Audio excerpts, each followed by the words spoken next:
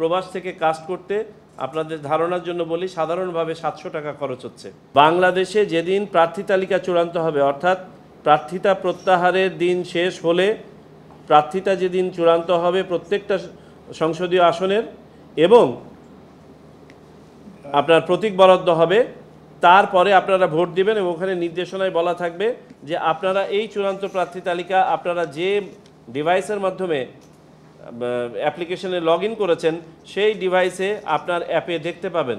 অর্থাৎ আপনি যদি মনে করেন ঢাকা 1 আসনের একজন ভোটার হন, তাহলে আপনি আনুমানিক ভোটের 21 দিন আগে যেদিন প্রার্থিতা চূড়ান্ত হবে এবং প্রতীক বরাদ্দ হবে সেদিন আপনার অ্যাপ্লিকেশনে দেখতে পাবেন যে ঢাকা 1 আসনের চূড়ান্ত প্রার্থী কারা।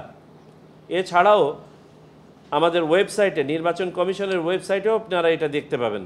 এটা দেখার পরে ওই নির্দেশনাতে বলা থাকবে যে এর পরপরই আপনারা আপনাদের ভোটটা কাস্ট করবেন।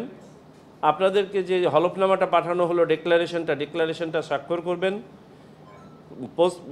ব্যালট পেপারটাকে ভাঁজ করে ব্যালটের যে খাম আছে সেই খামের মধ্যে প্রবেশ করাবেন এবং ওই হলফনামাটাকেও প্রবেশ করাবেন। ব্যালটের খামটা বন্ধ করবেন, ব্যালটের খামটা আবার রিটার্ন খামের মধ্যে ঢোকাবেন। রিটার্ন খামে আগে থেকেই সকল ঠিকানা লেখা থাকবে এবং রিটার্ন খামটি প্রিপেইড। এটা বাংলাদেশ সরকার তথা নির্বাচন কমিশন এই পুরা খরচটা বহন করবে। সো আপনারা সেই খামটা দ্রুততম সময়ে ভোট কাস্ট করার পরে ড্রপ করে দিবেন এবং এটা সরাসরি আর নির্বাচন কমিশনে আসবে না, এটা সরাসরি রিটার্নিং অফিসারের কাছে চলে যাবে।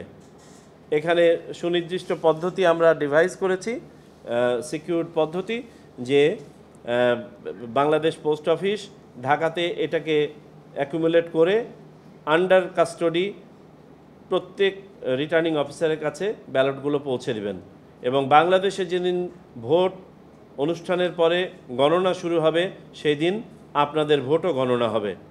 যেভাবে অন্য কেন্দ্রে ভোট গণনা হয়ে থাকে সেইভাবে ওখানেও প্রার্থীদের এজেন্টদের সামনে প্রিজাইডিং অফিসার, সহকারী প্রিজাইডিং অফিসার এবং পোলিং অফিসাররা এই কার্যক্রম সম্পাদন করবেন। অন্যান্য কেন্দ্রের ভোটের মতো এই পোস্টাল ব্যালট কেন্দ্রের ভোট ওভারঅল ভোটের সাথে অ্যাকুমুলেট করে ফলাফল ডিক্লেয়ার করা হবে।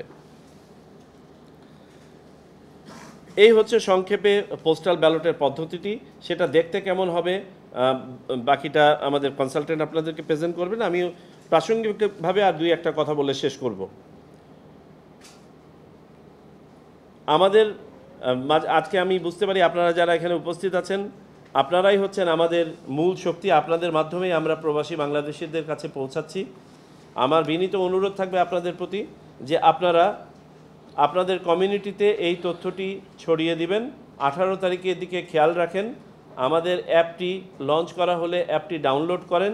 ডাউনলোড করে আপনাদেরকে পৃথিবীর বিভিন্ন এলাকায় যে শিডিউল দিয়ে দেওয়া হচ্ছে নিবন্ধনের জন্য, ভোট প্রদানের জন্য, ওসিবি নিবন্ধনের জন্য, আপনারা দয়া করে নিবন্ধন সম্পন্ন করুন।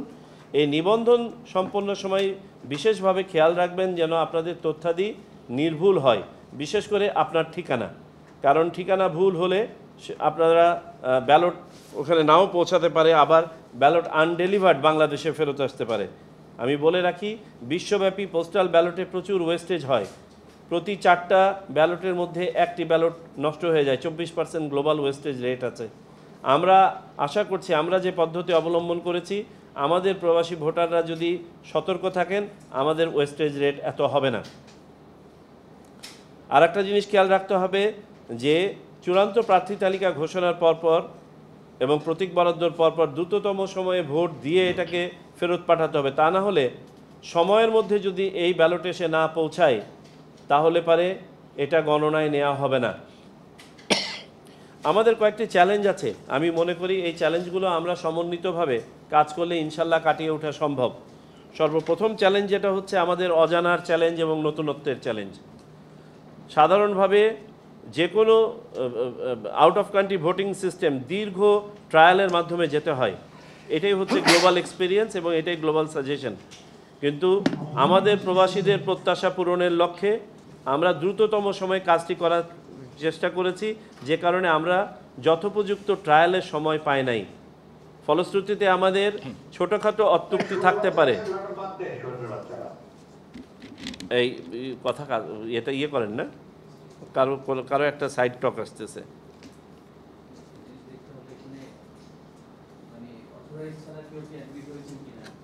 আচ্ছা, শুধু অথরাইজরা থাকবেন, অন্যরা এখানে যেন না আসে। ওকে ওকে, তো যেটা বলছিলাম যে প্রথম চ্যালেঞ্জটা হচ্ছে যে এই নতুনত্বের চ্যালেঞ্জ, এখানে টুকটাক ঝামেলা থাকতে পারে, আমাদেরকে সবাইকে সহায়ক ভূমিকা পালন করতে হবে। 2 নম্বর হচ্ছে ভোটের গোপনীয়তা রক্ষা করা। প্রতিটি ভোটারের নৈতিক দায়িত্ব হচ্ছে তার ভোটের গোপনীয়তা রক্ষা করা, যেটা ডিক্লারেশনের মধ্যেও দেওয়া থাকবে।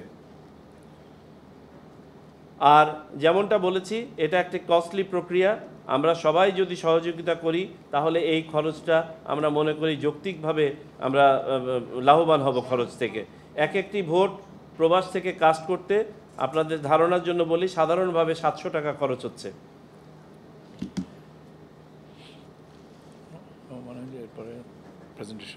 আমার লাস্ট কথাটা বলে আমি আমার প্রেজেন্টেশনে চলে যাই। আপনারা 18 তারিখের পরে যে অ্যাপটি পাবেন, সেই অ্যাপে আপনাদের রিয়েল টাইম যদি কোনো প্রশ্ন থাকে সেই প্রশ্নোত্তরেরও সুযোগ থাকবে, এবং আপনারা প্রয়োজনে যদি কোনো ডিফিকাল্টি ফেস করেন এখান থেকে কারেকশন দেওয়া হবে, এবং আপনারা অ্যাপে আশা করি নিবন্ধন করতে কোনো ডিফিকাল্টি হবে না। তারপরেও যদি হয় এবং শিডিউল যদি পার হয়ে যায়, আমরা একটা কমন স্লট রাখবো যেখানে গিয়ে বাদ পড়া ভোটাররাও যেন অন্তর্ভুক্ত হতে পারেন। যাই হোক, সামগ্রিকভাবে হচ্ছে এটাই postal ballot, IT supported postal ballot. আপনারা ভোটাররা আপনাদের খামের অবস্থান ট্র্যাক করতে পারবেন কিউআর কোডের মাধ্যমে। আপনারা আমরাও আপনাদের মেইলটা কোথায় আছে সেটা দেখতে পাবো, এবং আমরা আশা করি আপনাদেরকে একটা ধারণা দিতে পারবো যে প্রবাস থেকে চূড়ান্তভাবে কী পরিমাণ ভোটার নিবন্ধন করলেন এবং ভোট দিলেন। গ্লোবালি এটা একটা অপেক্ষাকৃত খুব আপনার কম টার্ন আউট হয়। আমরা আশা করি প্রবাসী বাংলাদেশিদের মাঝে যে উৎসাহ উদ্দীপনা আছে, আমরা যদি এটাকে ধারণ করতে পারি, আপনারা সবাই যদি এটাতে সম্পৃক্ত হন, আমরা ভালো একটা টার্ন আউট আশা করি।